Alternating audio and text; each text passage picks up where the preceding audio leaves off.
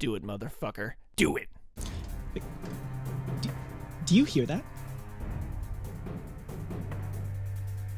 The lynch mob is coming. What's up? I'm Cleary. Today, I wanted to go over a video about self-diagnosis by Alexander Avila. It's called TikTok Gave Me Autism, the Politics of Self-Diagnosis. Before I get into it, there are a couple things I want to cover. First off, this video is like an hour long, and within the first 10 minutes, I already had enough points built up to make this video. It's gonna be an endeavor if I want to cover this entire thing. And also, the arguments I make in this video, since I only have 10 minutes of his hour-long video, they're really just like, I guess, starter arguments. It's like my thoughts before really jumping into his video. Do you understand? Because there could be things within the video, later on, that either address or refute my arguments. So this is more of like a first impressions sort of video. And depending on the reception, I might end up doing like a series on this, but we'll see. Anyways, now let's talk about self-diagnosis and mental diseases. So personally, I have struggled with drug abuse and major depression for essentially my entire life. Or like since I was 14, for sure. That's when it started. I take this stuff very seriously. I have firsthand knowledge of just how much it can affect your life. It can get pretty bad. I wrote a song about it was one of the worst nights of my life. I don't even know why, what triggered it. But the song's called Hope for the Future. It covers deleting yourself. And I wanted to share it with you guys real quick, especially since with this one, well, I feel a little more comfortable sharing this one with you because it's copyrighted. If you don't want to listen to the song, just go ahead and skip to the next timestamp and should be golden. Otherwise, here we go. Now I've been locked in here like a fucking prisoner, abandoned by common sense and luck. Keep me anchored, it won't last forever. Fucked and killed by suburbia, it ain't right. Last the night,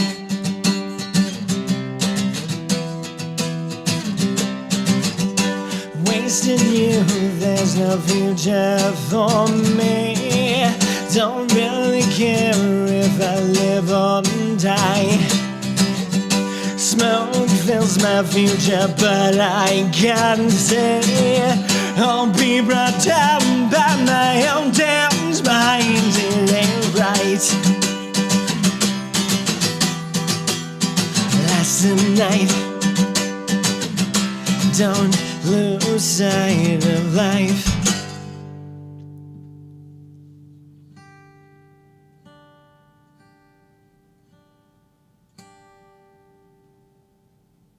Okay, when it comes to diagnosis and self-diagnosis, I think if you genuinely believe you have a problem, there's something wrong, there's something that's majorly getting in the way of you just living life, go talk to a doctor. Please go talk to a doctor. It is so worth it. If you have the means, just do it, all right? You can get a diagnosis and you can get treatment, hopefully pretty quickly, and it could drastically improve your life. Do it. You have no reason not to.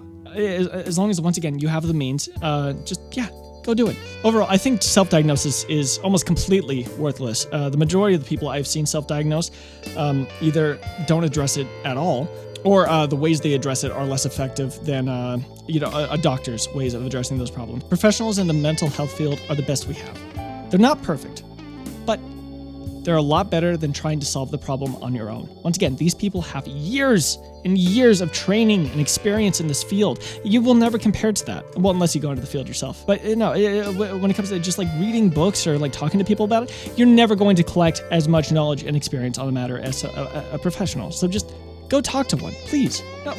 Imagine, let's compare it to physical doctors. Let's say you got this guy and he's got cancer. And he's like, I looked at WebMD, I talked to some people on Reddit, and I think I know how to take care of this myself. We would all collectively come together and be like, that guy is a fucking moron, right? Why do we treat mental illnesses any differently? So please, if you have the means, go talk to a doctor. On to the video. And says, there is a trend of people who are not autistic diagnosing themselves as autistic, as well as having ADHD on TikTok. I think it's an attempt to explain their behavior to themselves, even if it is subconscious.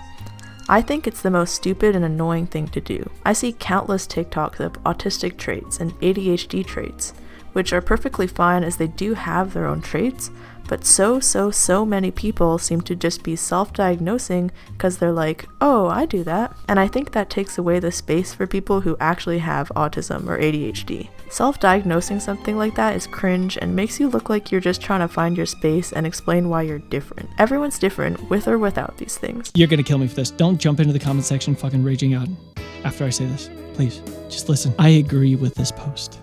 I do. I agree with this post 100%. I think there are a lot of people who see stuff online and go like, hey, yeah, I do that.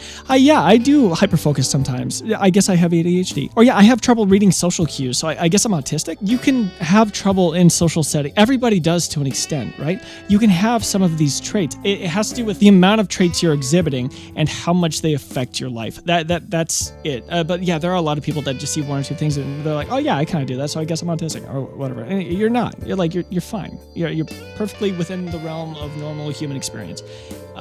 And I also I do agree that it takes away from people with these mental disorders, people who actually have trouble functioning in life because of these mental disorders. A great example is OCD. People with OCD can sit there doing one thing over and over and over and over again for like fucking ever. It can be impossible for them to just function normally in life. And then you'll have the people that they've self-diagnosed themselves with OCD, right? And they're like, oh yeah, it's because I like to color code my closet or whatever. It's like, that's not OCD at all to any extent. Or maybe kind of, I guess. They're kind of similar, but it's not debilitating. It's not getting in the way of your regular life at all. It's just something nice you like to do for yourself. And I agree. How dare these people find a space to exchange similar experiences of difference? Oh, beautiful way of just absolutely not getting the point of that post. Once again, it has to do with how a lot of people will like self-diagnose based on just one or two traits that, yes, they exhibit, but like falls within the realm of normal human experience. Well, it's just, this part's just bullshit. He does not address the post. This is 100% bullshit. Everyone's different with or without these things. And I agree. How dare these people find a space to exchange similar experiences of difference? But is this version how self-diagnosis usually happens? So fine, I'll admit it. I've turned to self-diagnosis in the past. From the age of 11 years old, I've suspected that I'm autistic. Over the past decade, I've read tons of different pieces of writing from neurodivergent people. I've read theories about mental disorders, diagnostic criteria, and in times of stress, I sometimes turn to autistic communities online because it helps. I don't know where else I can find people that understands the social alienation and confusion in being unable to navigate social norms. So he did the thing. He did I have a cough. I'm going to go on WebMD and figure out what's wrong with me. And then you were like, holy shit, I guess I have cancer. He did the thing. Just because you've read some books and stuff does not mean you are even close to being qualified to diagnose yourself. That is not how anything works. A professional is much better placed to diagnose you than you will ever be unless you become a professional yourself. He did the thing. He did the WebMD thing. Experiences of people with autism, there's probably a really good chance that I have autism. Also, my brother was diagnosed with autism, so I know those autistic genes are floating around in here somewhere. And that's true. If you have family members with autism, you are more likely to be autistic yourself. All the more reason to go get a diagnosis. I'm sure at this point, this guy is probably really well off. He's got like 500,000 subs. He got 1 million views on this fucking video. He can go get a fucking diagnosis. So why isn't he? What is he doing? So they go about their lives, finding labels and communities that help them make sense of their experiences. You'd think that the argument here is straightforward. Maybe people don't have the psychiatric expertise, but if they're not hurting anyone, there's no harm in letting people explore autism in the privacy of their own backyard, right? The thing is, it can hurt. First off, it can hurt how those mental disorders are perceived as a whole, and it can also hurt the person. If you're self-diagnosing and you're like, okay, I got it all figured out. I don't need to talk to a doctor. But it turns out there's a really simple solution to your problem, and a doctor could easily fix it. You are hurting yourself. You are 100% hurting yourself. You are like handicapping the fuck out of yourself for no reason. So there is a harm. Don't self-diagnose. Don't do it. Go to a doctor if you can. The IBS. Is there a part of you that kind of sees the original TikToker's point? Or perhaps you have other concerns. Like if it were to come between a diagnosed person and an undiagnosed person seeking resources, who would you choose and why? Is that a serious question? When I watched this video for the first time, this is when I really started to rage out. Diagnosed versus undiagnosed. Who gets the resources? Well, obviously the diagnosed one, because we know they actually have the disorder. Fucking duh. If you have somebody that thinks they have cancer and somebody who has diagnosed like stage 3 lung cancer, who are you going to give the chemo to? Obviously the guy we know for a fact has cancer. Like, what do you mean? Yeah, duh, what? Why would you even put this in the video? Focus, especially politically, should be 14-year-olds or even white Twitter leftists. Because no one is talking about the millions, maybe even billions of people who have strong hesitations against self-diagnosis because they all have one thing in common. They believe that psychiatric institutions have the final authority to dictate reality. That actually hurts. It actually hurts me to hear somebody say that. It's insane. No, this guy's insane. He edits his videos really well, and it like, when I first watched this stuff, I was like, okay, this guy seems like he might be onto something. No, these institutions do not dictate reality. They don't dictate reality. They're descriptive. They try to help us describe reality so that we can get a better handle on it. Yes, they can get things wrong when they're trying to describe reality, but that doesn't mean they're bad. Nothing's perfect. I literally, here, I just want to, oh man, I started going all caps. I don't know if you can see that. I started going all caps with my notes. I was just freaking the fuck out. What I said was, psychiatric institutions have final say, and that's bad. So that's what he was saying. Yes, they do, because the best we got. You ain't solving your own shit on WebMD, motherfuckers. Also, they don't dictate reality, they try to describe it, like I was just saying. I don't know why this guy thinks he has like more knowledge than like a fucking trained professional. I don't know why he thinks that he can just throw out like the best fucking tool we have to explore and like solve these problems. The hubris! The fucking hubris! Diagnosis for a mental condition, as if authoring a 40,000-word gay Beatles fanfiction wasn't indication enough. Well played, some people. Maybe these some people are right. If these self-diagnosers are so neurodivergent, why can't they neurodiverge themselves back to their local neuropsychologist's office and get some of that reasonably priced diagnostic testing? Let's look at a few of the reasons why someone might not want to seek a formal autism diagnosis. Let's get the big book of autism out. First, according to my notes, a diagnosis for any mental health condition is expensive, even in Joe Biden's communist regime. The average. So overall, that's fair, and I would say, obviously, when it comes to healthcare, like I'm pretty liberal. I like friggin' social safety nets and shit. I like the idea of free healthcare. You know, inelastic markets not usually the best way to go about things. So at the very least, more affordable healthcare would be nice. And then I would say you have absolutely no reason not to go get diagnosed. I say that's the only reason I want free and affordable healthcare is so that I can yell at all these dumbasses to go get a fucking diagnosis. Then they have no excuse. Price for an autism full evaluation is about $1,000 to $2,000, but I'm sure it's extremely easy to find someone who takes your insurance. Second, it says it's not on the back of the paper. That many mental health professionals have different types of training and may subscribe to biased conceptions of what autism is. Yes. Every human in existence is susceptible to biases, or biases, or whatever. I'm saying biases because biases makes me sound like a pretentious asshole. Every human is susceptible to that problem he is describing. So it's not really a problem with the institution. He has a problem with humanity. I don't.